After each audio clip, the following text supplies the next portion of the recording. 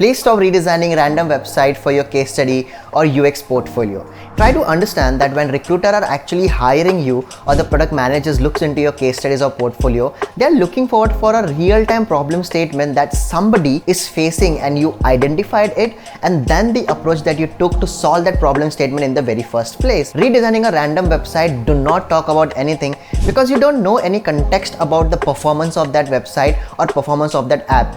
Because every website or a product that is live in the market has its own analytical tools to track multiple success metrics. For example, the average time spent, bounce rate, conversion ratio, or the average active users on monthly and yearly basis. So that is why redesigning something is not going to actually help you get a job or improve your UX design skills. To solve a problem statement for your UX case study or portfolio that will actually make sense, all you need to do is make sure to identify a problem statement that you are facing in your day-to-day activity. For example, any app that you use in your day-to-day life where you think this is not doing right, this is taking a lot of my efforts or it's taking a lot of my time to find something that I want to do in that app.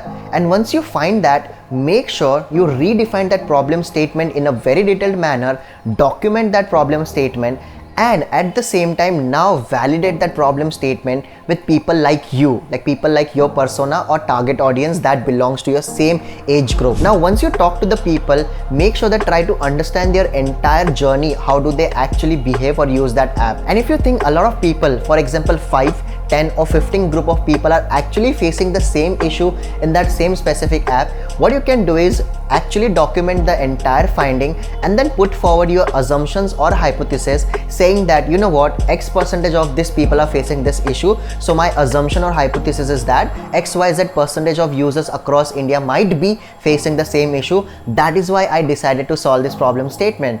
Well, do not randomly pick up any problem statement and start solving because you want to do it. Make sure that every time you pick up a problem statement, you have to validate the problem statement with a lot of other people in the same age group or same criteria.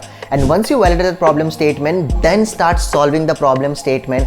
And while you solve the entire problem statement by whatever method that you follow, make sure that you also validate the solution that is come up and do a small A/B testing with multiple peoples in a group of 5, 10 or 15. And only then make sure that while you give up the entire presentation, put up the matrices, the success metric that was before and after the solving problem statement that you did.